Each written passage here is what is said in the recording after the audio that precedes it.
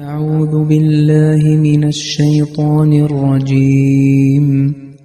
بسم الله الرحمن الرحيم. إن الذين يكتمون ما أنزلنا من البينات والهدى من بعد ما بيناه للناس في الكتاب أولئك يلعنهم الله ويلعنهم اللاعنون. അസ്സലാമു അലൈക്കും വറഹ്മത്തുള്ളാഹി വബറകാതുഹു. സൂറത്തുൽ ബഖറയിലെ 160-ാമത്തെ വചനമാണ് നിങ്ങൾ ശ്രവിച്ചത്.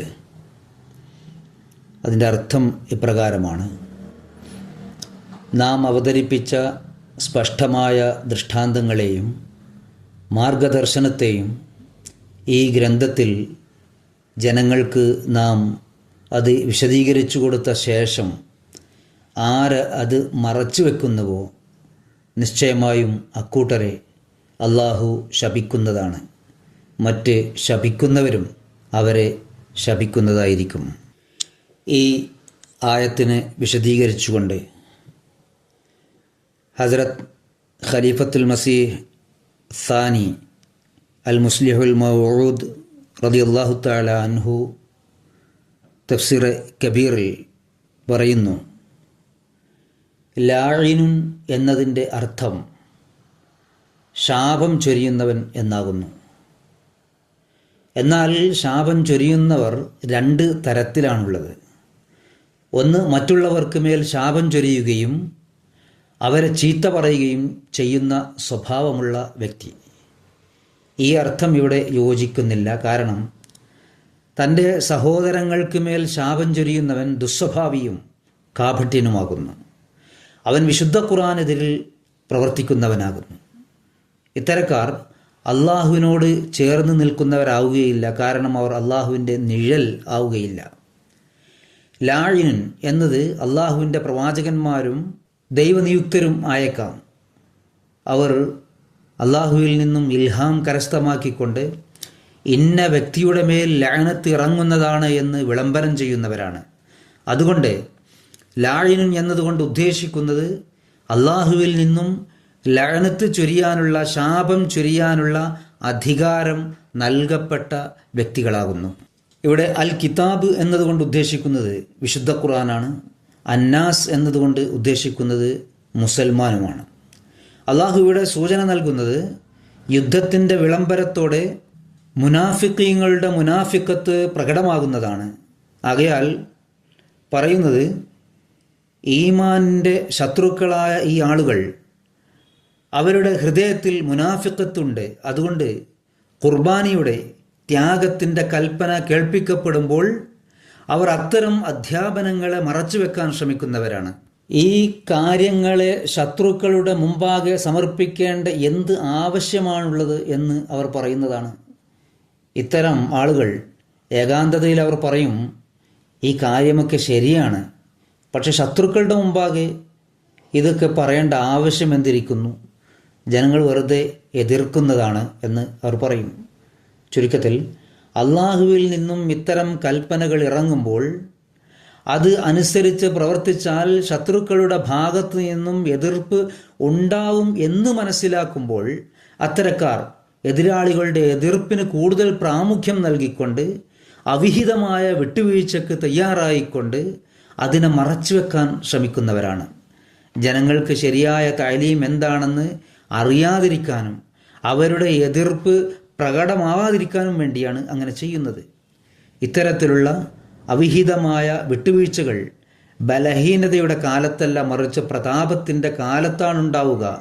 ഏതുപോലെ നബി സല്ലല്ലാഹു അലൈഹി വസല്ലം മക്കയിലുണ്ടായിരുന്ന കാലം അത്രയും മുനാഫിഖീങ്ങളുടെ യാതൊരു ഫിത്നയും ഉണ്ടായിരുന്നില്ല.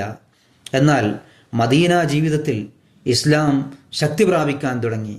ഏതുവരെ മക്ക കീഴടക്കപ്പെടുന്നില്ലയോ അതുവരെയും യുദ്ധം തുടരണം എന്ന വിളംബരം നടന്നപ്പോൾ ബലഹീന വിശ്വാസികൾ നിഷേധികളുടെ അടുത്ത് ചെന്ന് തങ്ങളുടെ സംരക്ഷണാർത്ഥം സംസാരിക്കാൻ തുടങ്ങി. അതായത് മുഹമ്മദ് സല്ലല്ലാഹു അലൈഹി വസല്ലം വളരെ നല്ലയാളാണ്, അദ്ദേഹം യുദ്ധമൊന്നും ആഗ്രഹിക്കുന്നില്ല. ആവേശമുള്ള ചില ആളുകൾ അദ്ദേഹത്തെ യുദ്ധത്തിനായി പ്രേരിപ്പിക്കാൻ ശ്രമിക്കുകയാണ് ചെയ്യുന്നത്. അതുപോലെ ചില ആളുകൾ ദൈവിക വചനത്തിന് മേൽ മറയിടാൻ ശ്രമിക്കുകയും അത് മറച്ചു വെക്കുകയും ശത്രുക്കളുടെ അടുത്ത് ചെന്നുകൊണ്ട് അവരെ ആശ്വസിപ്പിക്കും. നിങ്ങൾ സമാധാനമായിട്ടിരിക്കുക, നിങ്ങൾക്കൊന്നും സംഭവിക്കുന്നതല്ല എന്നൊക്കെ അവരോട് പറയും. നിഷേധികൾക്ക് എതിരിൽ ഒരു വാർത്ത നൽകപ്പെടുമ്പോൾ നിങ്ങൾക്കെതിരിൽ ഇന്ന ശിക്ഷയുടെ പ്രവചനം ഉണ്ട് എന്ന് പറയപ്പെടുന്നില്ല എങ്കിൽ പിന്നെ ആ പ്രവചനത്തിന് യാതൊരു മഹത്വവും നിലനിൽക്കുന്നതല്ല. എന്നാൽ നേരത്തെ തന്നെ അവരോട് വരാനിരിക്കുന്ന ശിക്ഷയെ സംബന്ധിച്ച് പറയുകയും തൗബ ചെയ്യുന്നതിലാണ് നിങ്ങളുടെ നന്മ എന്ന് പറയുകയും ചെയ്യുകയാണെങ്കിൽ അവരുടെ മേൽ ന്യായപൂർത്തീകരണം നടക്കുന്നതാണ്. എന്നാൽ മുനാഫിക്ക് തങ്ങളുടെ ബന്ധം മോശമാവാതിരിക്കാനായി ഇത്തരം കാര്യങ്ങളെ ഗോപ്യമാക്കി രഹസ്യമാക്കി വെക്കുന്നു. അത്തരക്കാരെ സംബന്ധിച്ച് അള്ളാഹു പറയുന്നത് അവർ അനുഗ്രഹങ്ങളിൽ നിന്നും വിദൂരത്താണ്. അള്ളാഹുവിൻ്റെ ലഅനത്ത്, ശാപം കൂടാതെ ലഅനത്ത് ചൊരിയാൻ, ശാപം ചൊരിയാൻ അള്ളാഹു അധികാരം നൽകിയിട്ടുള്ളവരും അവരുടെ മേൽ ലഅനത്ത് ചൊരിയുന്നതാണ്, ശാപം ചൊരിയുന്നതാണ്. ഏതുപോലെ ഹദ്രത്ത് നബി സല്ലല്ലാഹു അലൈഹി വസല്ലം തിരുമേനിയും ഹദ്രത്ത് മസീഹ് മൗഊദ് അലൈഹി ഇസ്ലാമയും ശത്രുക്കളുടെ മേൽ ലഅനത്ത് ചൊരിഞ്ഞുവോ അതേപോലെ ഇന്നും ജനങ്ങൾ അവരുടെ മേൽ ലഅനത്ത് ചൊരിഞ്ഞുകൊണ്ടിരിക്കുന്നു.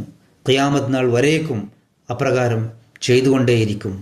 ചില ആളുകൾ ആക്ഷേപം ഉന്നയിക്കാറുണ്ട്. ഹദ്രത്ത് മസീഹ് മൗഊദ് അലൈഹി ഇസ്ലാം തൻ്റെ ഗ്രന്ഥങ്ങളിൽ ചില ഭാഗങ്ങളിൽ ഒരുപാട് പേജുകളിൽ എതിരാളികൾക്ക് മേൽ ശാപം ചൊരിഞ്ഞിട്ടുണ്ട്, തുടർച്ചയായി ലഅനത്ത് ലഅനത്ത് ലഅനത്ത് എന്ന് എഴുതിയിട്ടുണ്ട്. എന്താണ് അതിന് കാരണം എന്ന് അവർ ചോദിക്കും. അവർ മനസ്സിലാക്കുന്നത് അദ്ദേഹം നഊദുബില്ലാ അവരെ ചീത്ത പറഞ്ഞതാണ് എന്നാണ്. എന്നാൽ ചീത്ത പറഞ്ഞതല്ല, മറിച്ച് ഒരു ദൈവികമായ തീരുമാനത്തിൻ്റെ വിളംബരം നടത്തിയതാണ്. ഈ ആളുകൾ തങ്ങളുടെ ദുഷ്കൃത്യത്തിൻ്റെ ഫലമായി ദൈവത്തിൻ്റെ റഹ്മത്തിൽ നിന്നും വിദൂരപ്പെട്ടിരിക്കുന്നു എന്ന് പറയുകയാണ് ചെയ്തിട്ടുള്ളത്. ഏതുപോലെ എന്നാൽ ഒരു മജിസ്ട്രേറ്റ് ഒരു കുറ്റവാളിയെ 6 മാസം തടങ്കൽ ശിക്ഷ വിധിച്ചാൽ അത് ശരിയായ രീതിയാണെന്ന് അംഗീകരിക്കപ്പെടുന്നതാണ്. എന്നാൽ ഗവൺമെൻറ് വിധി പറയാനുള്ള അധികാരം നൽകാത്ത ഒരു വ്യക്തി ഏതെങ്കിലും കുറ്റവാളിയെ സംബന്ധിച്ച് അയാളെ തടങ്കലിലാക്കണം എന്ന് വിധി പറഞ്ഞാൽ എല്ലാവരും അയാളെ ഭ്രാന്തനാണെന്ന് മനസ്സിലാക്കുന്നതാണ്. അതേപോലെ അള്ളാഹുവിൻ്റെ പ്രവാചകന്മാരും റൂഹാനി മജിസ്ട്രേറ്റാണ്. അദ്ദേഹം കുറ്റവാളികളെ കുറ്റവാളികളായി വിധിക്കാതിരിക്കുകയും അവർക്ക് മേൽ തൻ്റെ വിധി പ്രസ്താവിക്കുകയും ചെയ്യുന്നില്ല എങ്കിൽ സ്വയം കുറ്റവാളിയായി മാറുന്നതാണ്. അതുകൊണ്ട് അദ്ദേഹം ആരുടെയെങ്കിലും മേൽ ലഅനത്ത് ചൊരിയുന്നുവെങ്കിൽ, അതായത് പ്രവാചകൻ ആരുടെയെങ്കിലും മേൽ ലഅനത്ത് ചൊരിയുന്നുവെങ്കിൽ അത് നിയമാനുസൃതമായ കാര്യമാണ്. അപ്രകാരം പറയൽ അദ്ദേഹത്തിൻ്റെ, ആ പ്രവാചകൻ്റെ ഔദ്യോഗികമായ ചുമതലയാണ്. എന്നാൽ മറ്റുള്ളവർ അനാവശ്യമായി അങ്ങനെ പറയുന്നത് അവരുടെ അധമത്വവും ദുസ്വഭാവവുമാണ്. എന്തുകൊണ്ടെന്നാൽ മറ്റുള്ളവരുടെ മേൽ ശാപം ചൊരിയാനുള്ള ഒരു അധികാരവും അള്ളാഹു അവർക്ക് നൽകിയിട്ടില്ല. അല്ലാഹുമ്മ സ്വല്ലി അലാ മുഹമ്മദിൻ വഅലാ ആലി മുഹമ്മദിൻ വബാരിക് വസല്ലിം ഇന്നക ഹമീദും മജീദ്.